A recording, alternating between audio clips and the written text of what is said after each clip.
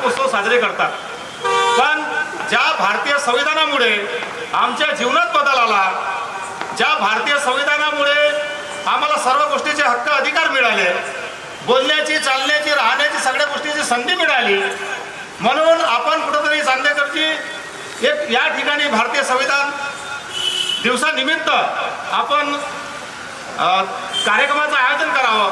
आणि यापूर्वी आम्ही असं ठरवलं होतं की 7 दिवस सन्माननीय नाईक सर, टेंभुर्णे सर, सुनील भाऊ, आम्ही असं ठरवलं होतं की 7 दिवस कार्यक्रम आपण या ठिकाणी सुरुवात करावी आणि 7व्या दिवशी मग भव्य दिव्य कार्यक्रम मोठा उत्सव या ठिकाणी साजरा करावा आणि सांगता करावी. पण मधात निवडणुकीचा आघात झाल्यामुळे आम्ही या कार्यक्रमाला थोडं 2 दिवसापर्यंत आणलं.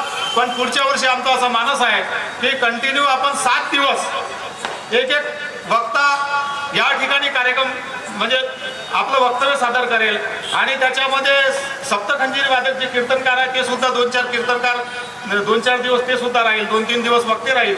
असा आम्ही पुढच्या वर्षी या ठिकाणी कार्यक्रम करण्याचा मानस ठरवलेला आहे.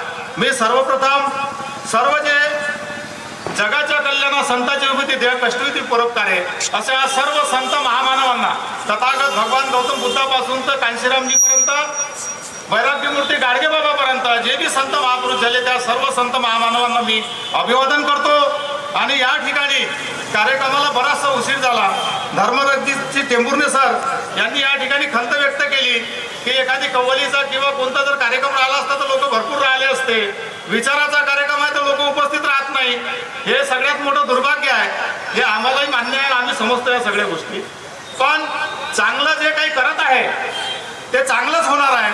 कालांतरानं कसं आहे, दिवस बदलतील, दिवस ते राहणार नाही, दिवस बदलतील.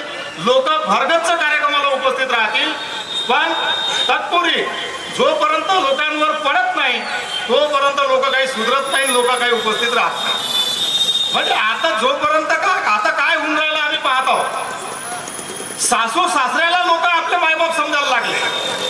काय होत आहे, सासू सासऱ्याला लोक आपले मायबाप समजायला लागले आणि आपल्या मायबापला धुळकावणं चालू आहे.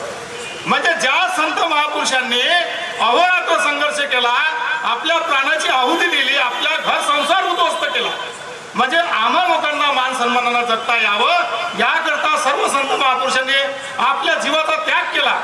पैसा या सगळ्या गोष्टीला धुतकारला, आपल्या परिवाराचा त्याग केला.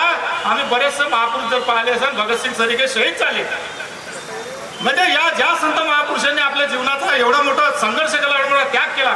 रमाईचा त्याग आम्हाला मालूम आहे, बाबासाहेबांचा त्याग आम्हाला मालूम आहे. पण आम्ही काय झालं, आम्ही ते ज्यांनी आम्हाला सन्मान दिला, मान सन्मान दिला, आम्ही त्यांना विसरलो. आणि ज्या मनुवादी व्यवस्थेशी आमचा चारण्याचा कवडीचा संबंध नाही त्या मनुवादी व्यवस्थेकडे लोक आज चालायला लागले. पण ते दिवस दूर नाही. हिटलरची हुकुमशाही चालली नाही या देशामध्ये.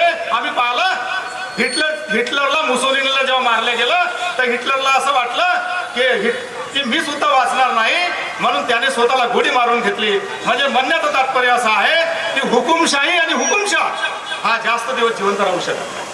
हे मी तुम्हाला आवर्जून या ठिकाणी सांगतो. आणि भारतीय संविधानाची खासियत मी एका मिनिटात सांगतो. मी काही जास्त खूप वेळ प्रस्तावना करणार नाही आणि मी खूप मोठा काही वक्ता नाही. पण भारतीय संविधानाची एक सगळ्यात मोठी खासियत सांगतो. 6 डिसेंबर 1992ला ज्या दिवशी डॉक्टर बाबासाहेब आंबेडकरांचं महापरिनिर्वाण झालं त्या दिवशी बाबरी मस्जिद पाडली गेली.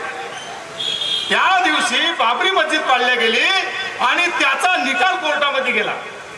त्याचा निकाल कोर्टामध्ये गेला आणि कोर्टानं निकाल दिला. म्हणजे कोणा निकाल दिला? भारतीय संविधानानं प्रभू श्रीरामाने निर्णय दिला.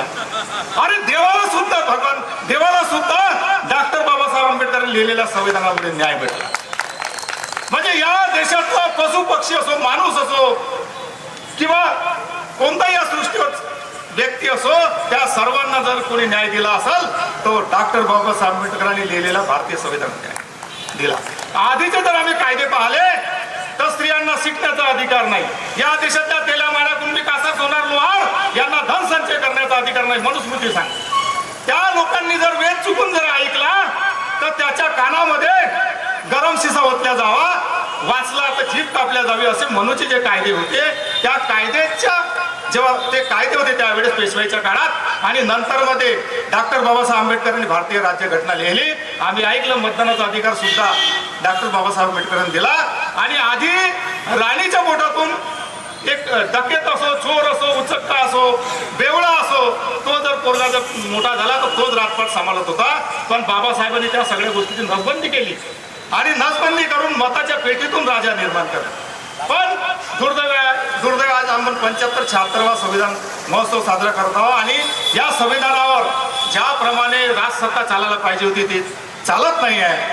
म्हणून आपली विचाराची लढाई आहे. जोपर्यंत भारतीय संविधान हे लोकांना मालूम होणार नाही तोपर्यंत आम्ही सुद्धा समजणार नाही आणि लोक सुद्धा समजणार नाही. एवढंच या ठिकाणी बोलतो आणि इथंच थांबतो. धन्यवाद. ऐसी अपडेट्स और भी पाने के लिए सोशल भारत 24 न्यूज़ को अभी सब्सक्राइब करें.